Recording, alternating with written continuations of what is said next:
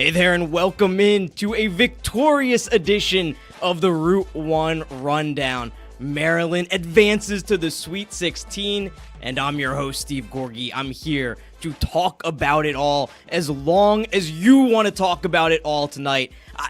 What a game. Derik Queen drives left, hits the floater to give Maryland the win at the buzzer, and it's just a moment that feels like the Drew Nicholas moment in 2003, and it feels like the opposite of all the moments Maryland fans have experienced this year. It's the opposite of Trey Holloman hitting that half-court shot. It's the opposite of Trey Donaldson driving the length of the floor, knocking Maryland out of the Big Ten tournament in the semifinals. It's the opposite of all of that because Maryland is going to the Sweet 16 for the first time since 2016, and it's on the back of a man named Derik Queen, a man from the city of Baltimore, where I sit right here tonight.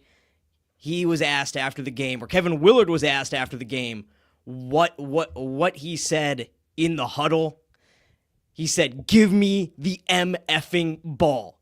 Give me the MFing ball. Put that on a shirt, put it everywhere." And then Andy Katz asked Queen after the game where he gets the confidence to that.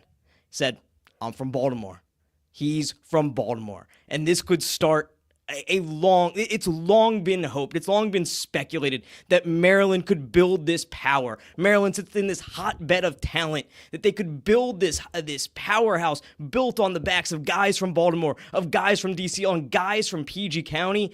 And we saw it tonight. We saw it come to fruition in a small way tonight with Derik Queen deciding to come to Maryland. Derik Queen could have gone anywhere in the country. He comes to Maryland. He comes to Maryland, and he comes to Maryland to hit a shot like that, and Maryland is going to the Sweet 16 for the first time since 2016 because of Derik Queen and his attitude. Give him the MF ball. He's from Baltimore. That's why he has confidence, and that's why I'm cracking a natty bow right now, live on the air, to celebrate. We got a natty bow over here. Take a celebratory sip of that. That tastes good. And let's crack a Be More Hazy as well. We'll drink both these over the course of the show because Maryland's going to the Sweet 16. Maryland, be more hazy. Maryland is going to the Sweet 16 tonight, and it's because of a man named Derik Queen. What a night. I don't even know where to start. I'm disheveled. I'm sweating. I'm gross. I'm probably feeling all the same emotions that you're feeling. And let's talk about this game. Okay, where do we start? Where do we start with this game? I think we have to start. Let's start at the end. Let's start at the end, and we'll work our way backwards into how Maryland actually got to that point. So Maryland trails in this game by a point with about 6 seconds to go after Colorado State hits a shot. Looks like it's going to be another in a long line of shots that have ended Maryland's seasons. It looks like it's going to be another in a long line of shots that have cost Maryland games this year. I mean, you saw the montage during the game. If you're a Maryland fan, you've lived it. But let's walk through them all. There was Nick Martinelli at Northwestern. He hits a buzzer beater. There was Bruce Thornton on the road at Ohio State. He banks in a three with 7 seconds to go. There was Trey Holloman from Michigan State, who ends up getting the ball and hitting a more than half-court shot to take down Maryland at home. And then there was Trey Donaldson driving the length of the court and knocking Maryland out in the Big Ten tournament semifinal. And beyond that, let's go back to Ghosts of Sweet 16 past. There was Corey Lucius in 2010 for Michigan State, hitting the three that ended Gravis Vasquez's career. There was 2003, Steve Blake misses a shot at the buzzer, so not quite the same as getting beat on a buzzer beater, but it looked like Jalen Lake's made three with 6 seconds left was going to be just another in a long line of painful, terrible, season-ending moments, game-ending moments that we've seen this season. And Maryland gets the ball up the court. Selton Miguel gets the ball up the court, calls timeout. There's about 3.7 left to go. And again, I'll start with what Kevin Willard said after the game, that he asked who wanted the ball. Derik Queen said, "I want the MFing ball." Yeah, put that on a shirt right now. I think I could sell 1,000 of them. I think I'd buy 1,000 myself right now because that's a quote that's going to live in infamy. That's a name, that's a player, that's a shot in Derik Queen that is going to live in Maryland lore forever. And what did Kevin Willard do? He gave him the MFing ball. They clear out for Derik Queen. He goes left. He hits a shot. And I think it's important to note, he went left. Derik Queen's not left-handed. He went left, and he banked that shot in. And it's just a shot that we will remember forever. It's a shot that goes right there. What are the greatest shots? If you're in the chat, and I appreciate everybody tuning in tonight, we got a great crowd tonight. Let's keep this going as long as we can. Let's celebrate this game all night. I want to talk about what you want to talk about. Man, I mean, I'm a sports radio guy at heart, so I really wish there was a way for me to take calls tonight. I'm going to get that set up. I know there is. I'm going to make sure I get that set up before the Sweet 16 game against Florida. But tell me in the chat, like, what does this go up with? It's certainly Drew Nicholas. Like, that's the first shot that always comes to mind when you think about great Terps moments, not games, but just moments, singular moments in the tournament. It goes right up there with Drew Nicholas. That's the one that I keep coming back to at the moment. You know, John Gilchrist had some unbelievable shots in the ACC tournament in 2004. There was a big shot, a few big shots. Steve Blake had a huge three in the 2002 Elite Eight against UConn. But as far as buzzer beaters go, and there we go, we got Brian in the chat. My brother just cracked a Guinness Baltimore Blonde with you. That's what I'm talking about. Everybody should be cracking something Baltimore tonight in honor of Derik Queen.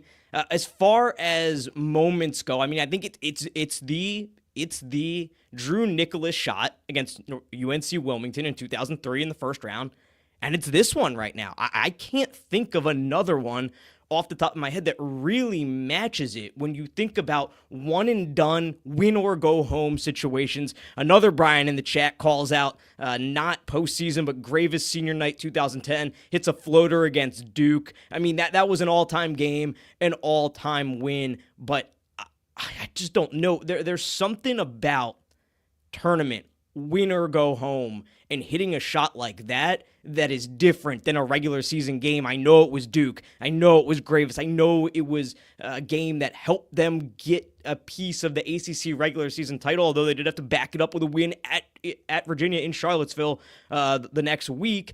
I know that was a huge game, but man, there's just something different about the tournament when your entire season was on the line. Because whether Gravis hits that shot or not, they play next week. And Shane in the chat says, it looked just like Gravis's shot from the other side of the court. Yeah, it does. It did for sure. And it's crazy because those two players, they're nothing alike, except that they are everything alike in how versatile they are. Gravis was a 6'6" point guard. Derik Queen, a 6'10" center that has guard skills. So in a weird way, they're a lot alike, and it's almost fitting that they both hit similar game-winning shots. But this is a game, this is a shot, this is a player that will live in Maryland lore forever and ever and ever. This is a one-of-a-kind player, a one-of-a-kind night, and it's a really big win for a team that I think was on the verge of having people question whether this was even a successful season or not if they end up losing that game. So let's take a step back and let's talk a little bit about the first, 39 minutes and 55 seconds of this game, because this was a game throughout that I thought Colorado State, quite frankly, outplayed Maryland. I thought Colorado State was the more physical team. I thought they were the more aggressive team. I thought they were a team that was attacking and bringing the fight to Maryland and not the other way around. If you just did a blind test, if you took the names and colors off the jersey, I would have thought Colorado State was the Big Ten team, the way they played throughout the majority of this game. But there was a big play down the stretch that I think really changed a lot. And it's a play that we will probably not remember in 10, 20 years from now, which all you will remember is Derik Queen going left, banking in that shot, and the t-shirt you have that says, "Give me the MF ball. I'm from Baltimore." That's all you're going to remember 20 years from now. That Natty Bow tastes good tonight.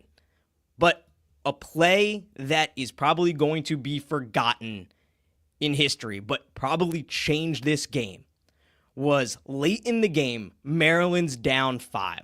I'm looking for a time here. 4:31 to go. Maryland misses a shot, but Jacoby Gillespie makes a hustle play. The ball goes off Nick Clifford. Maryland gets the ball back, down by 5, 64-59. Then Gillespie hits a three. Derik Queen gets a big block on the other end, leads to a run out. Jacoby Gillespie makes a nice pass to Rodney Rice, who's able to hit a shot to tie it up at 64. Then Julian Reese gets to the line in a tie game with 3:04 left, hits 2 free throws, and this is a guy who has struggled. We all know, if you're listening to the show, how much Julian Reese has struggled throughout his career with free throw shooting. So for Julian Reese to be able to go to the line with 3 minutes left in a tie ball game, do or die ball game in his senior year, go to the line and hit 2 free throws, and right now at this moment, he's shooting just under 73% on the year. What a story. What an amazing turnaround. But it all starts with that Jacoby Gillespie hustle play. And that's a play Maryland hadn't been getting a lot of tonight. When you look at the stats, and let me go back here and look at the box score. I mean, this is a run and gun show right now. This is fly by the seat of your pants, as it should be coming off a win like that. What a night. But you look at some of the stats that often indicate hustle plays, right? Offensive rebounds, Colorado State wins that battle 13-8. They were the more aggressive team in that regard. They were the more physical team in that regard. I thought they were making those hustle plays all night, but Jacoby Gillespie it's never too late. It is never too late in a basketball game to make a hustle play like that, to make a play that can change a game. And Jacoby Gillespie did just that it's so easy after missing a shot. When your team misses a shot, just turn the other way and get back on defense. But Jacoby Gillespie made the hustle play to get the ball back for Maryland. He hits a three. Queen gets the block. They get the run out. They tie the game. Juju goes to the line with 3 minutes left, hits 2 free throws to give Maryland a 2-point lead with just over 3 minutes to go. And Julian Reese, a guy now shooting 73% from the free throw line on the season in his senior year. He shot just under 57% last year, just over 53% 2 years ago. The improvement, I mean, it speaks volume to his work ethic, to the way that he has approached the game, and I can't say enough about Julian Reese. And I can't say enough either about the rebound that Julian Reese grabbed in this game with about 30 seconds to go. That was a man's rebound. That was a physical rebound, and that was something that I thought Maryland had gotten beat at all night. Julian Reese is able to grab this rebound with 30 seconds to go in a really tough spot. I guess it was, let's get specific here, 22 seconds to go. He goes to the line again and hits 2 free throws. So Julian Reese, in the last 3 minutes or so of this ball game, hits 4 free throws. A guy that you would probably not have trusted to go to the free throw line last year in a situation like that at all. I mean, the whole crowd would have been holding its breath. And Julian Reese, also a guy from Baltimore, let me remind you. So the entire front court from Baltimore. And as I say that, let me get another sip of this celebratory Natty Boh here.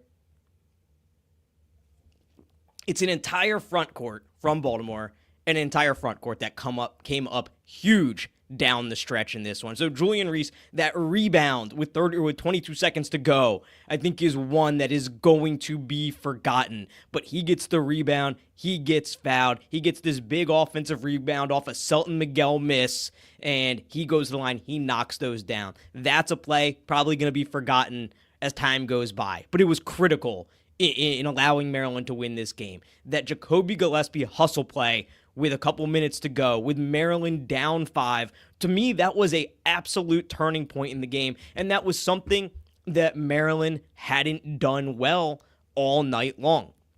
And it's never too late to change the momentum of the game. It's never too late to make a play like that. But ultimately, this game will always be remembered as the Derik Queen game, as the Derik Queen shot, just like in 2003, that UNC Wilmington win is the Drew Nicholas shot. That is the way this game will always be remembered. And it's fitting because throughout the night, it seemed like if Maryland just took advantage of this smaller front line of Colorado State, It's a team that doesn't start anybody taller than 6'8". It seemed like if Maryland could just take advantage, just play through the post, just get it to Julian Reese and Derik Queen, they would win this game. And it's fitting that is how they won the game ultimately at the end, by getting the ball to Derik Queen. And looking in the chat here, I think it's a great point.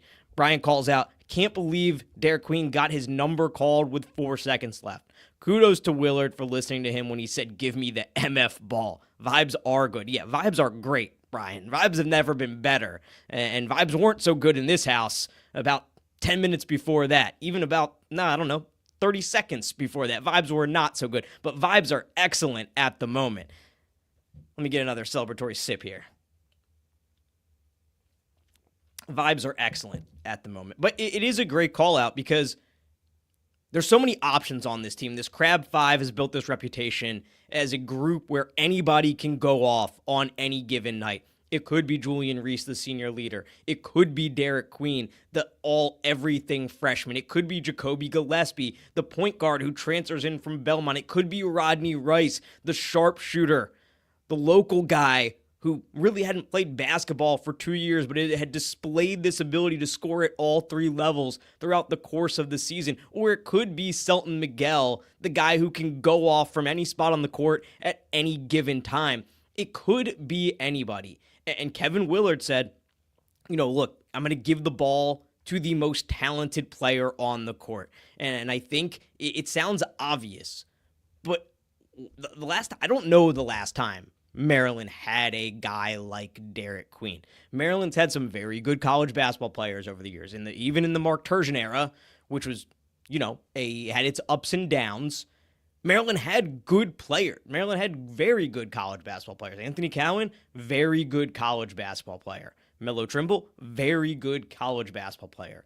Kevin Huerter, very good college basketball player. There's a lot of guys. Jalen Smith, very good college basketball player.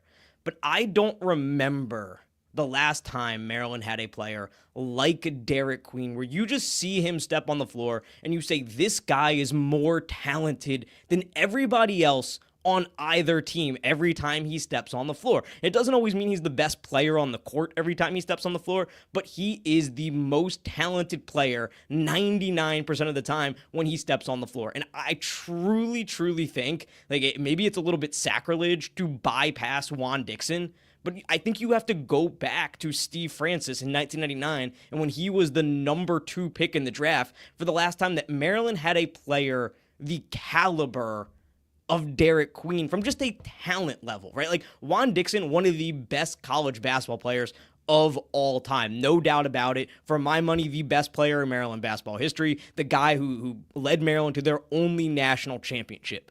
But push comes to shove, Steve Francis is a more just of a raw talent than Juan Dixon. And that's how I feel about Derik Queen. When I look at him, you see him, and you're like, this guy is a raw talent. This guy is something special. This is a guy who every time he steps on the floor, he doesn't have to be afraid of anybody because he is more talented than everybody else out there. But, and to Shane's point in the chat, like Maryland has had lottery picks, even in the Mark Turgeon era. Alex Len was a lottery pick, but he never felt like he had the impact on a game that Derik Queen has had over the course of this one and only freshman season at Maryland. And what a way to just put an exclamation point on one of the greatest freshman seasons in Maryland history with that game-winning shot tonight.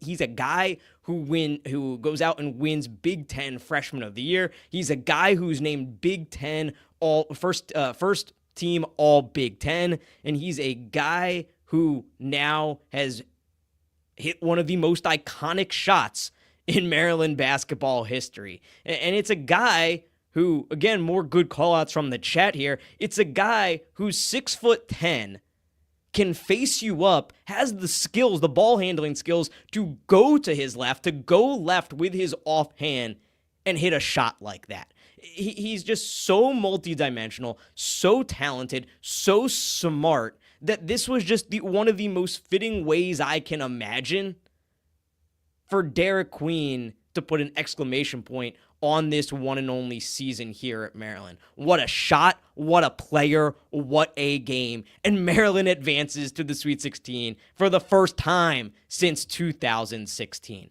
And now I want to talk a little bit more about what that means, because it's been a long time. I mean, Maryland should be going to the Sweet 16 more often than they have. Maryland, since winning the national championship in 2002, this will be just their third Sweet 16 trip. Since 2002, they went in 2003, they went in 2016, and now they will be going in 2025. And make no mistake about it, I don't think that's good enough. I think a program of Maryland's stature should be going more, but tonight is a night to celebrate that accomplishment, because if you can't celebrate, if you can't be happy tonight on a night where you have a shot like this that you're going to remember forever, where Maryland goes to the Sweet 16, I mean, maybe this just ain't for you, because this is a night to absolutely celebrate. And this is now a Maryland team that, like, I hesitate to say it's not an all-timer yet. It's not an all-timer yet, but that's an all-time shot. And it's a team that I think now at this point, I can very clearly say, no matter what happens from this point forward, this was a successful season. I've loved watching this team all year long. This has just been, on a night-to-night basis, one of my favorite Maryland teams to ever watch, because they're fun to watch the way they play basketball. They are a smart team. Derik Queen, I've just sung his praises for the last, 20 minutes or so. All the things he can do, his unique skill set, what he brings to the table, how he plays the game, his basketball intelligence, his basketball IQ. He's such a joy to watch on a given night. But then you have these other guys as part of this Crab Five, who are incredible shot makers. And I do think we need to call out and talk about what we saw from Rodney Rice in the second half of this game. Rodney Rice, an incredible shot maker. He ends up scoring 16 points in this game. He goes 3 from 7 from 3, and he hit a couple huge ones in the second half of this game.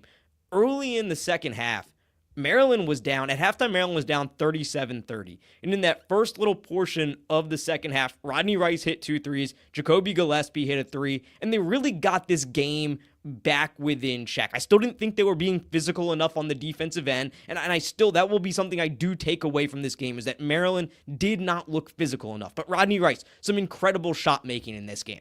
I already talked about Jacoby Gillespie, but it's worth talking about again. He comes up with that effort play with just a few minutes left. Maryland down 5. Then what does he do after that when Maryland gets the ball back? Well, he hits a 3. Then what does he do? He runs the court, gets out in transition, gets the ball to Rodney Rice, who's able to finish it up and tie the game. You have these shot makers like Rice, like Gillespie, like Selton Miguel, who ends up hitting a few big threes on the night. He goes 3 of 5 from deep, 11 points on the night.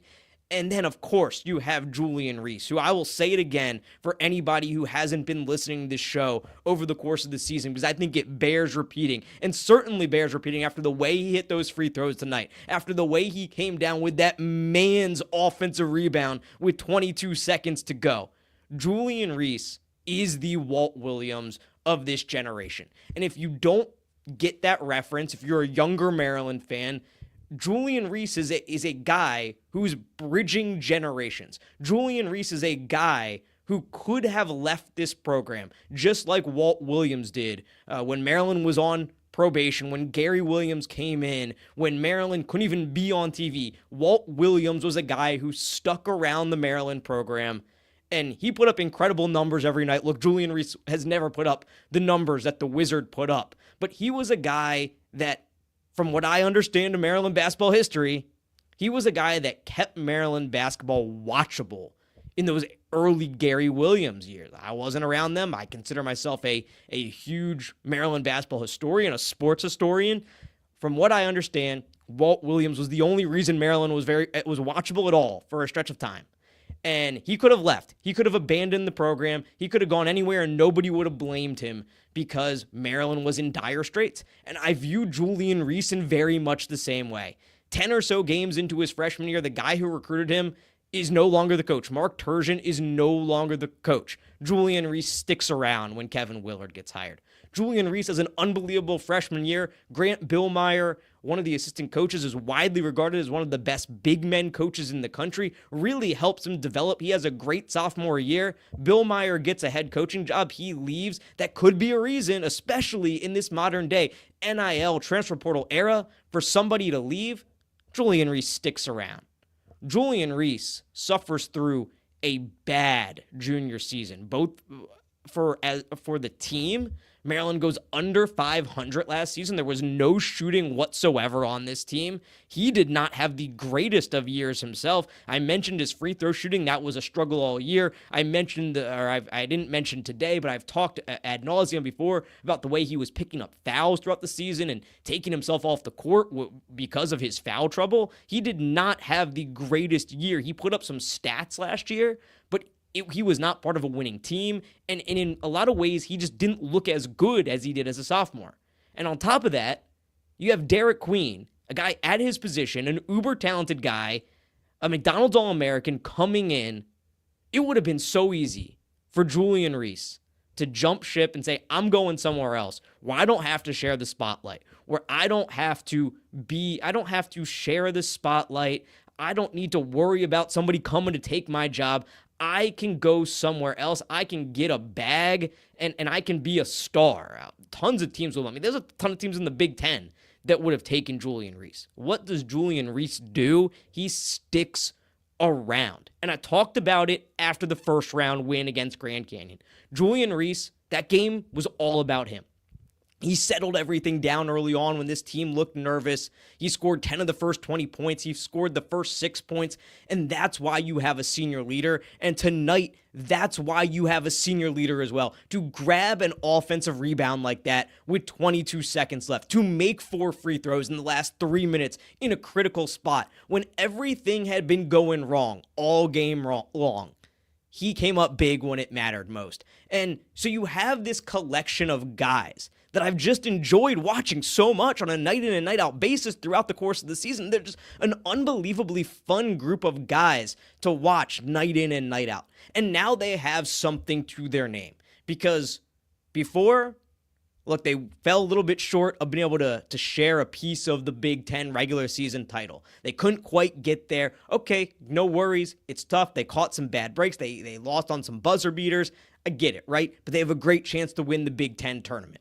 Well, then Michigan knocks them out in the Big Ten tournament semifinal, probably cost them a 3 seed with that loss. They get a 4 seed. They're down in this game. They're down late. It looks like they're going to go out, even not even playing their best game, fall short in the second round. So that would have left them without a Big Ten title, without a Big Ten tournament title, a 4 seed, and a second round exit. And in the grand scheme of things, in Maryland basketball history, that really leaves you pretty unremarkable. Because Maryland has a strong history. I think sometimes it's overstated. I think sometimes it's understated.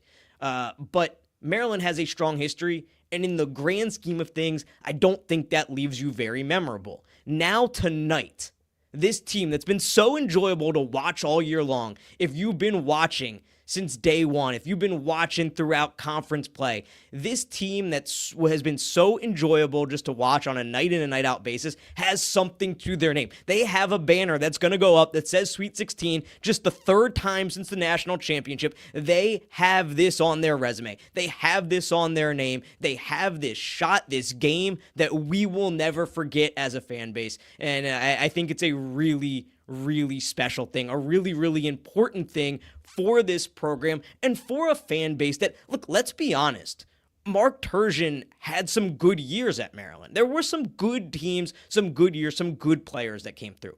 But what it always felt like was missing was a big moment, a big win, a moment where you turn to your buddies or whoever you watch games with and say, oh man, remember that game? That was awesome. There was a few of them. There was beating Frank Kaminsky's Wisconsin team. That was a really big win, but they were few and far between. There weren't games where you kind of look back and say, I'm going to remember that game forever. And this is a game that you're going to remember forever. This is a team that you're going to remember forever. And, part of that whole thing with the Turgeon era, it's that Maryland was going through this transition from the ACC to the Big Ten, and you lose those rivalries, you lose those games, and sometimes beating a rival can mean more than beating a number 7 Iowa team, for example. And there was one year where Iowa, I can't remember off the top of my head, it was maybe number 2 or 3 in January, Maryland beats them. But nobody talks about that moment because Maryland was a couple years into the Big Ten and beating Iowa didn't matter. If it was number 2 North Carolina, it probably would have mattered a lot more. But I say all that to say, Maryland now has a moment. This is a moment that Maryland fans can grab onto and latch onto, and Maryland fans will never, ever, ever forget the day Derik Queen said, "Give me the MFing ball. I'm from Baltimore," drove left, and banked in that shot to win the ball game and send Maryland to the Sweet 16. What a day, what a game, what a player, what a team. Everybody in the chat, let me know. This is the best Maryland win. This is your favorite Maryland win since when? I'm trying to rack my brain. I've compared it to the Drew Nicholas game a lot so far tonight, but I mean, this is my favorite Maryland win. Man, like I'm thinking here, 2010 versus Duke on senior night always stands out as a big one. That's kind of the benchmark for me. It's the last great moment of the Gary Williams era. When you go through the Turgeon era, there's that regular season win against Wisconsin. Look, I'll be honest. 2016, the win over Hawaii to get to the Sweet 16, that didn't feel like this, did it? Am I wrong? Am I way off here? Let me know. Everybody in the chat, let me know. Am I way off here? Did 2016 Maryland beating Hawaii feel anything like this does tonight? This feels different to me. This feels more visceral. It feels more emotional. It feels more impactful, and it feels more meaningful to me. And maybe it's because that team started the year with such high expectations. Maybe it's because it seemed like they had been playing better in November than they were in March, and it felt like, okay, they're going to make a Sweet 16. It's great. We can kind of clear that hurdle, but this is a team that we thought was going to go to a Final Four, and this team started the year with relatively low expectations. I mean, to me, this feels so much more exhilarating, so much more exciting, and just so much more meaningful than going to that Sweet 16 in 2016. And maybe we need to let a little time pass and see how the rest of this tournament plays out to really measure it and compare it accurately, because that season ended with a Sweet 16 loss to a 1-seed Kansas. Maryland will play a number 1 seed in Florida on Thursday night in San Francisco. It doesn't even feel real. You know what the best part of this game is right now? And I'm sorry, I'm all over the place because, it's just the emotion of the night. But we get to enjoy this for another 4 days here. Monday, Tuesday, Wednesday, Thursday, all day until Maryland plays Florida again. If you have that ability to hope and dream about what's next for this team and relive this moment and see the features. You better believe CBS is going to be doing a feature on Derik Queen at some point during the week. You better believe that's going to be happening. You better believe there's going to be a Crab 5 feature. You better believe there's going to be a Julian Reese feature. So I'm not quite ready to get into that Florida game yet, and there's a lot of interesting things to talk about in regard to Florida and the game they played against UConn today and how Maryland matches up and what they can potentially do, and we're going to get into all of that, certainly. Do it a little bit tonight, do it a lot more as the week goes on, but the best thing about winning a second-round game and getting to a Sweet 16 is you still have that hope. That hope carries throughout the entire week. You can dream. You can talk yourself into, hey, maybe this team is special. Maybe this team can go on a run. And somebody in the chat a little bit earlier had said something along the lines of, you need these games at some point when you make a run. And I couldn't agree more. There's very rarely a team that makes a big run in the tournament that doesn't have to survive something hard. And let's be honest, like Maryland did not have their A game tonight. I was prepared throughout the show to talk about, or I was prepared throughout the night to get on here today and in somber tones and talk about how much I enjoyed watching this team throughout the season, but they did not play their best basketball tonight and that they were out physicaled by a Colorado State team. And it was really disappointing to watch this Maryland team try to shoot their way into a Sweet 16 while Colorado State attacked their way into a Sweet 16. And I felt like that was the case for about 35 or so minutes of this game, maybe 37 minutes of the game. I was getting prepared to talk about all that, but I mentioned it on the last show after the first round game. In 2001, Maryland had to scrape by George Mason in the first round of that NCAA tournament en route to a Final Four. You got to have these moments sometimes. You got to just find a way to win sometimes. And to me, March is all about winning left-handed. I felt like Maryland won left-handed today, a little bit because they forced themselves to win left-handed, but they won left-handed, no pun intended, with Derik Queen driving left. That actually works pretty well. They won left-handed, even if it was a little bit self-inflicted. So you're absolutely right. You sometimes have to win these weird games where you don't have your A game, you're not playing your best, things seem like they're all going wrong. Sometimes you gotta win these games when everything seems stacked against you in order to make a longer, deeper run. And Florida today is a great example of a team. They did not look like they had their best game at all. It looked like the moment was gonna be a little bit too big for them. It looked like Dan Hurley was going to pull out some magic with the back-to-back champs against a relatively young, inexperienced coach in Todd Golden. He was just going to outcoach him and pull out some Husky magic to get to another Sweet 16. And Florida found a way, largely on the back of Walter Clayton, to advance, an All-American. And Maryland today found a way, even as things were not going well, to advance largely on the back of Derik Queen, a McDonald's All-American, the Big Ten Freshman of the Year. A guy who says, give me the MFing ball when things matter. I'm never going to get over that. That's the best quote ever. I need to see it on t-shirts everywhere. There should be 1,000 Maryland fans. There should be 10,000 Maryland fans in San Francisco on Thursday with big shirts that say, give me the MFing ball, and a picture of Derik Queen hitting that shot. It's going to live forever in Maryland lore. All right, back to some of the all-time great Maryland shots here, getting called out in the chat. Cliff Tucker, rest in peace to Cliff Tucker. He hit that shot against Georgia Tech. That was in the 2010 season. Des Wells had a putback against Northwestern. I think that was in 2015. I think that was Maryland's first year in the Big Ten. But there haven't been many true buzzer beaters over the course of the years for the Terps, and certainly not in this position, not in the NCAA tournament, not down one, not after you have been just gut punched and gut punched and gut punched all season long in the most horrible ways possible, to lose in the most excruciating ways possible. It seemed like it was going to happen again, and Derik Queen said, no.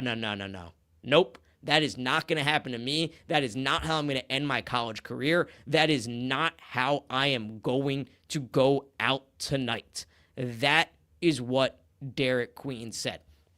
Now, let's talk about this game a little bit more analytically, because we've talked about like the emotion of it, everything that shot means, how meaningful it is, how Maryland fans are going to remember it forever, what a absolute legend Derik Queen is after that. But from a basketball perspective, there was some things tonight that I just did not think Maryland did very well, and they're going to have to clean up as we look ahead to Florida.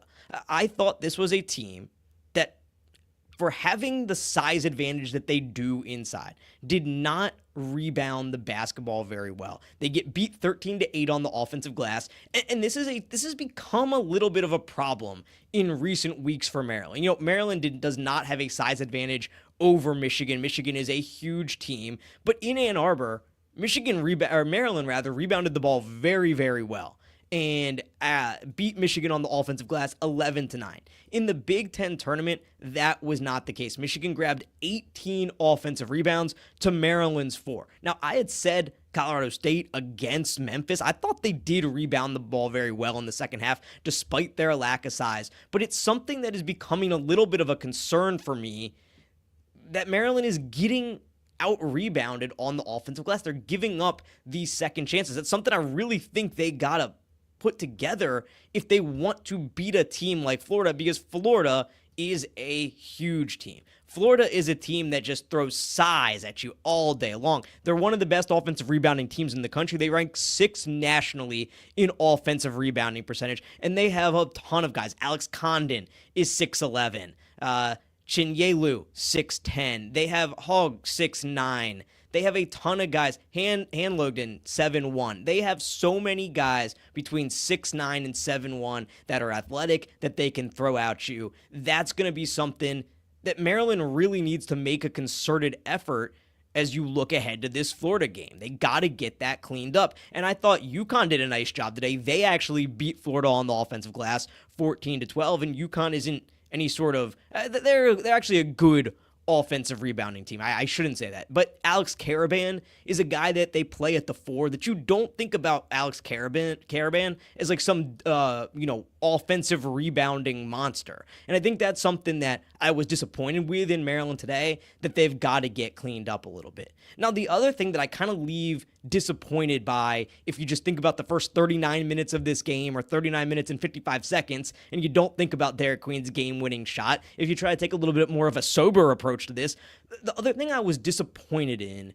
was Maryland's defense. I felt like Maryland's defense was very passive in this game. In other words, like, there was a moment in the first half that I really liked what Maryland did, that I thought they did a great job on Nick Clifford, who's a really good player. There's a guy who's shooting up NBA draft boards. You saw why tonight. He puts up 21 points against the Terps in this one. He had 6 assists. They moved the ball really well. But there was a moment where Nick Clifford was in the corner. Rodney Rice was on him, and they brought over Jordan Geronimo, a guy with a ton of size and athleticism, and they double-teamed him in the corner. Okay, so he moves the ball. Maryland does a nice job of rotating over. They force a contested 3, and Julian Reese comes down with a really nice physical rebound.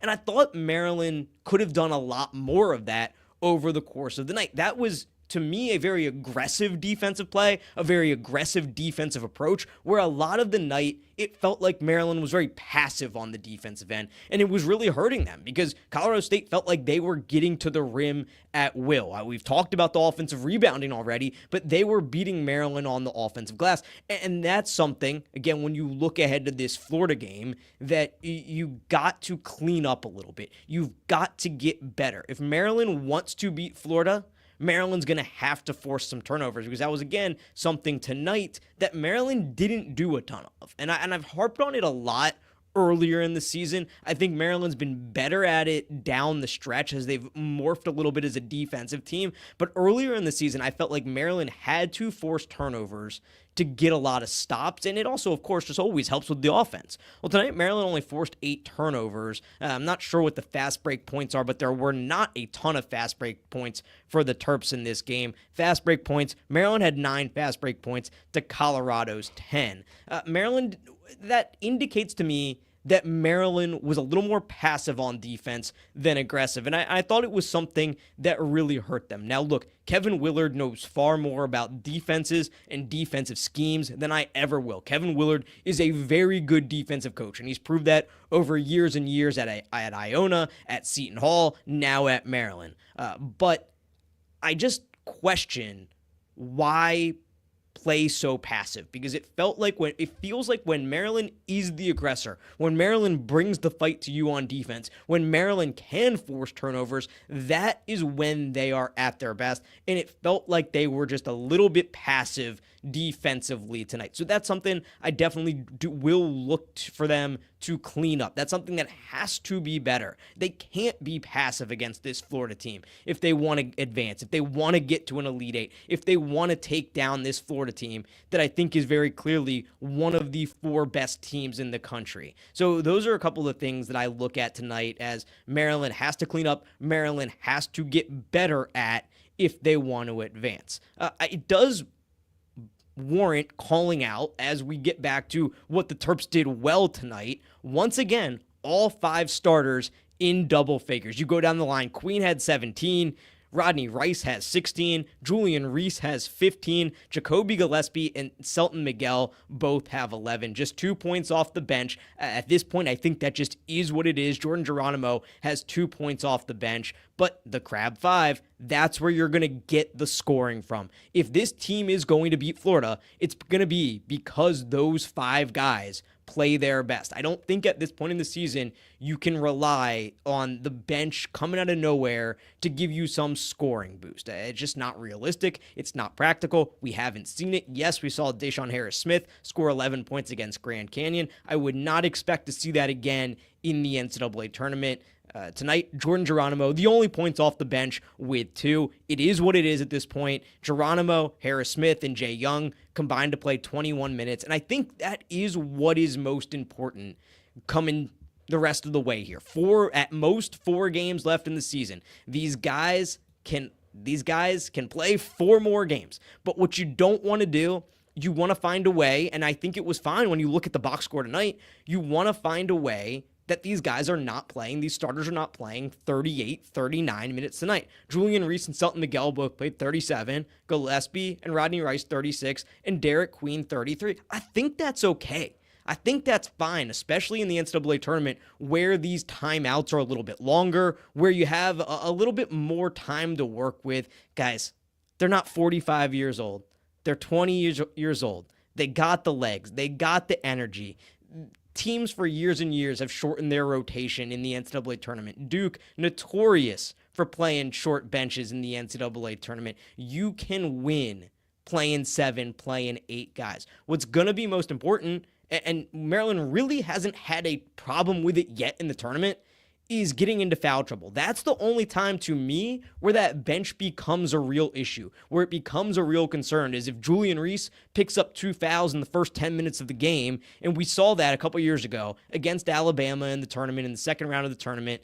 He picked up a few fouls early. He ends up fouling out of this second round game against Alabama, where he only plays 21 minutes. That's something that can't happen. But short of that, the bench just is what it is at this point. You're going to have to play around it, but that will be the biggest thing to me when I think about the bench and what can hold them back. You're just not going to get a scoring outburst out of the bench. You just need minutes from the bench. And I think Jordan Geronimo is a guy who really does give them good minutes. And while we're on the topic of Jordan Geronimo, let's all talk about this, because I know everybody wants to talk about this. We can talk about it. We can complain about it now because Maryland won the game. It doesn't come off as sour grapes anymore, but Nick Clifford threw an elbow to Jordan Geronimo's head. Now, guys, I watch a lot of college basketball. If you're in this chat, I'm sure you do too. I have wasted hours and hours and hours of my life watching officials march their way over to the monitor to determine whether an extra 0.1 second ran off the clock. We've spent 10 minutes watching replays sped up and forward and backward and 10 times slow motion and 50 times magnified, whether a ball went off somebody's little finger or went off the other guy's pinky finger. We've spent so much time watching replay. We spend so much time, anytime somebody even has a hair out of place, we're going to the monitor. Jordan Geronimo takes a full elbow to the face from Nick Clifford at the end of the second half. And this officiating crew in the NCAA tournament in a second round game doesn't even look at it? Doesn't even look at it? Are you kidding me? It was just totally, I was flabbergasted. I was flabbergasted at them not going to the monitor. If you watch college basketball, you know they go to the monitor for everything. And to not go to the monitor in that situation was just unbelievable. And I'm so happy Maryland won the game, so we can have this conversation about it. We can talk about it. We can blast this officiating crew and it not come off as sour grapes. It not come off as just because Maryland lost this game, all the Terps fans are complaining about this no call. Don't get me wrong. There was no reason. That was not the reason, not even close to the reason Maryland was down in the game at that point. But it was just so egregious for them to not even go to the monitor when anytime somebody has one little hair out of place, we have to go to the monitor. For them not to go to the monitor in that situation, I was absolutely flabbergasted. back to my original point on the bench. I think Jordan Geronimo is a guy who will be really important and really big against Florida and will have to give you some minutes. Will have to use his length and athleticism to challenge Florida's length and athleticism if you want to find a way to win that basketball game. So we've been going here for about 50 minutes now. Let's try to use the last 10 or so minutes here. I want to look ahead a little bit to that Florida game. In Florida today, they were in a dogfight with UConn. It felt like the classic 8-1 upset. Every couple years there is one.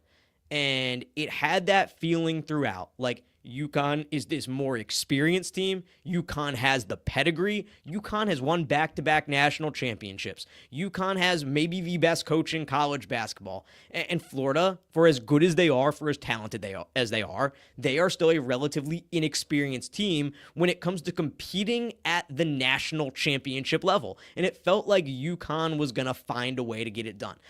So what did UConn do well today? Well, I was really impressed with the way that they were able to generate open looks. Now, UConn's really good, and Dan Hurley is very, very good at using off-ball screens to generate open looks. I thought especially in the first half, UConn was getting a ton of open looks. They just didn't hit a lot of them. They end up going 8 of 29 from 3, just under 27%, or just under 28% rather, on the day. But I thought they did a great job at generating a bunch of open looks, and I thought some of Florida's bigger guys, the Alex Conyans, the Chinyelus, the Hanlogdens, they were kind of getting lost in the wash a little bit trying to chase these guys around. Now, unfortunately, I don't view that as something that's super repeatable for Maryland, because Maryland is not a team that I don't think Maryland runs great off-the-ball action. And if you disagree, by all means, put it in the chat. Tell me what you think about the off-the-ball action Maryland runs and how it compares to what UConn runs. I just don't, when I think about Maryland and what they run offensively, Maryland's really heavy pick and roll, and I don't see a ton of off-the-ball stuff. And Maryland is very good and can be very good in what they do and present some different challenges than UConn did. But what UConn did today, I thought, was a ton of off-the-ball stuff to generate open looks. And unfortunately for UConn, they just didn't hit some of those open looks. And I think that was what ultimately ended up costing them the game. I thought they had a great game plan. I think they slowed the game down to the pace that they wanted to play. Florida, a very fast team. Florida, the number 61 team in the country in adjusted tempo. They can really fly, and they're a well-rounded team. So I think against a more talented team, you want to slow the game down a little bit, especially if you're a team like UConn that does play slow, that's comfortable playing in that way. So I thought those were a couple of things that UConn did really well. I thought also UConn got after them on the offensive glass. Again, Alex Karaban at the 4 is not a guy that I think about as like some offensive rebounding monster. Terrace Reed, absolutely. Alex Karaban, not so much. And I thought UConn did a really nice job today of getting after Florida on the offensive glass, despite the size disadvantage, despite the fact that Florida has all these monsters inside there. UConn ends up grabbing 13 or 14 offensive rebounds to Florida's 12. I thought they did a really nice job with that. But at the end of the day, sometimes the more talented team with the more talented players makes a big play, not dissimilar to what we saw Derik Queen just do tonight for Maryland. Derik Queen made a big play at the end of the game when Maryland needed it because he was the most talented player on that court. I don't care what you say. Nick Clifford, really impressed with him. Thought he had a great game. Think he's a really good player. If you draft Nick Clifford over Derik Queen, get out of here. Get out of here. That's one of those examples where you just roll your eyes and you're like, okay, well, NBA GMs just don't watch college basketball, because there's no way Derik Queen is worse than Nick Clifford. Derik Queen, best player, most talented player on the court. He made a play. Well, for Florida, Walter Clayton, their guard, he made a great play. He made multiple great plays at the times that they needed it most. He ends up scoring 23 in that game. I think he dropped 23 in the opener against Norfolk State as well. Back-to-back 23-point games for Walter Clayton. And they are a team that has, if you say they have bigs on bigs on bigs, they have guards on guards on guards too. Walter Clayton, Elijah Martin, Will Richard, all of these guys can score. And Florida's a team that I actually view a lot like Maryland in that they are a unique team where they have really good bigs, but they have great guards who can score as well. And if you're kind of asking me, how are you ranking the players on the court? Who has the most talent? I think Walter Clayton would be the player that I would probably pick first in a college basketball game, in a Sweet 16 game. I mean, this is a guy that has played, he's a senior, he's played 4 years, he started his career at Iona, he's had an unbelievable year for the Gators, and if you watched him today, you saw everything that he can do. He can shoot the basketball, he's about a 39% three-point shooter, he can get to the rim, he can run the team, he's a good assist guy, he is a great player. He's the kind of lead guard that you absolutely win a national championship with. So I think he would probably be the first guy getting picked among those teams, and it's a really big challenge. It's a really challenging roster to go up against when you have a guard like him, you have the number of bigs they do, you have these other guards who can shoot the basketball, who can get to the rim. They have so many contributors. They remind me a lot of Maryland in a lot of ways. They remind me a lot of Maryland in how they're able to get out in transition. They are deadly in transition. They're a great transition team. And I think that will be one of the keys for Maryland in this game is Maryland cannot turn the ball over. And Maryland is very, very good at taking care of the basketball. They're in the top 20 nationally in offensive turnover percentage. It's really not been a problem for the Terps this year. I don't think about that as a problem at all. But Florida thrives when you turn the ball over. So that'll be big for Maryland. Make sure they take care of the basketball. And on the flip side, I think Maryland has got to force turnovers. Florida's a team that's good at taking care of the basketball themselves. They're in the top 50 in the country in offensive turnover percentage. They don't turn the ball over a lot, but it's something that Maryland is going to have to do, I think, if they want to win the game. I want to go back this week. I want to watch some of the games that Florida has lost because I've seen them play a lot. I've seen them win a lot, but I want to see what it looks like when they lose a game. Some games that stick out to me. Early February, they lose to Tennessee on the road. They lose by 20, a game that was 64-44. And Tennessee played the way Tennessee does. They ground the game to a halt like UConn tried to do today. They turned Florida over, and they held them to 44 points. It was one of Florida's worst offensive outputs of the season. Walter Clayton, just 10 points in that game, an offensive rating of 64. It was probably their worst game of the season. If not that game, the game they lost to Georgia, 88-83. That's the last time that Florida has lost. That was back at the end of February. So I want to look into that a little bit more this week, see what Florida has done poorly when they've lost. But at first glance, it feels like slowing the game down is something that's really important if you want to beat the Gators. I don't know if you beat Florida in a track meet unless you're a team that's just absolutely elite offensively, like maybe an Alabama, but that's a team that they've beaten a couple times. They beat Alabama 99-94 in the regular season. They beat Alabama 104-82 in the SEC tournament. I don't know if you get into a track meet with Florida and you beat them. Now, what Maryland does have that's different than UConn is Maryland has much better offensive bigs than UConn does. I mean, they play Liam McNeely at the 4 for sure, and he's a super talented player, but I don't think they have a guy. UConn doesn't have a guy to me who's like Julian Reese, who's like Derik Queen, who can just go to work in the post. That's something that is going to be a little bit different for Maryland. It's going to be interesting to see, okay, Florida has these guys, has all these bigs, but make them defend. See what they have to do. In that Georgia game, I want to see what Asa Newell did. He goes for 15 in that game. Asa Newell, really talented freshman, one of a Derik Queen's high school teammates. I mean, every time you hear about that Montverde team, it's ridiculous. Cooper Flagg, Derik Queen, Liam McNeely, Asa Newell, all those guys, just unbelievable. But Asa Newell, 6'11 freshman, he went for 15 in that game. He had a couple shots from deep as well. But I wonder, can Maryland make Florida guard those bigs and get their bigs into foul trouble a little bit? Make them really guard. Take the fight to them in the post. Because I'm not sure how used to being challenged inside they are. And we know Maryland can knock down threes. We know Maryland's a good shooting team. I think that goes without saying that if you want to pull an upset against one of the 4 best teams in the country, you're going to have to hit some outside shots.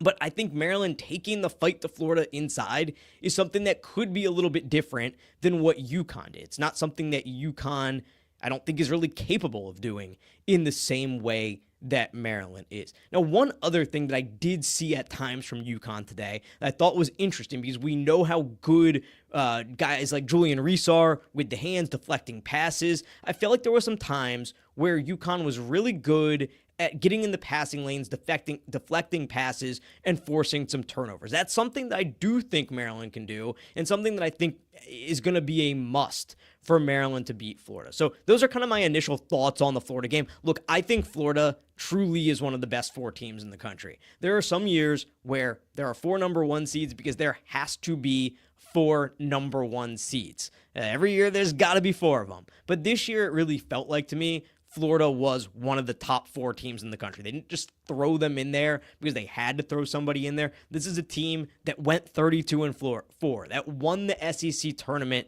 I still do think the SEC was the best league in the country this year, top to bottom. I think it was a very strong league, despite some of the lack of tournament success from some of those lower ranked teams. No, I don't think teams that are 6-12 in conference should generally get into the NCAA tournament, so you won't get any argument from that from me there. But look, Florida won the SEC tournament. Florida was right at the top of the SEC all season long. Florida beat Alabama a couple times, which was a 2 seed. Florida beat Tennessee, a 2 seed in the SEC championship game. Florida beat Auburn, who's a 1 seed, the number 1 overall seed. This Florida team is battle tested. They have gone toe-to-toe with the best teams all season. They are a complete team. They're not a team like Alabama was last year that has a great offense and no defense. They're number 2 in KenPom in offensive efficiency. They're number 11 in defensive efficiency. They take care of the basketball. They hit the glass. They are a good team. They're holding opponents to just over 29% from deep. That's 5th in the country.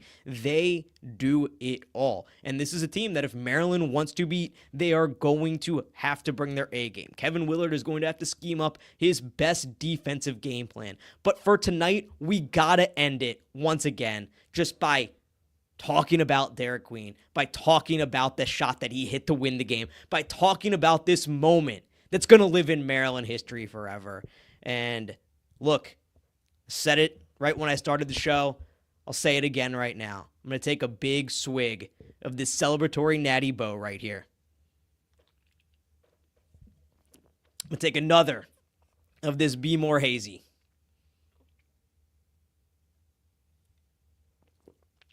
Because when the game was on the line, Derik Queen said, "Give me the MFing ball." And when he was asked where he got his confidence from, he said, "I'm from Baltimore." And this is what we've been talking about forever as Maryland fans. This dream of, can we get guys from Baltimore? Can we get guys from D.C.? Can we get guys from PG County to stay home, play for Maryland, and hit shots in games like this? And Derik Queen did it tonight, and that's why he will always be remembered as a Terp legend. That's the show for today. Thanks so much for tuning in, joining me live. What a game, what a night, what a show. It was a ton of fun. Can't tell you how much I appreciate it. I will be going live after every game the rest of the way. After the Florida game, we'll see what time that game is, but I'll be going live no matter what. I don't care if it's 1 in the morning, 2 in the morning, it doesn't matter. We are going to talk Terps, win or lose. We're going to break it all down. So make sure you stay tuned to my social media handles across all the platforms: Twitter, Blue Sky, Instagram, TikTok. It's at Gorgon Sports. I will tweet out the link there. On Twitter, you can always find this show on the Department of Hoops YouTube channel. It's a DMV media network, and we are covering local hoops at all levels there. We're talking Wizards, we're talking mid-major basketball, we're talking Terps, of course. We are covering it all. So if you're into DMV basketball, then you got to go and check out the Department of Hoops. You can find that podcast there. And of course, you can find this podcast wherever you get your podcast. That's the show for today. And until next time, this has been the Route 1 Rundown.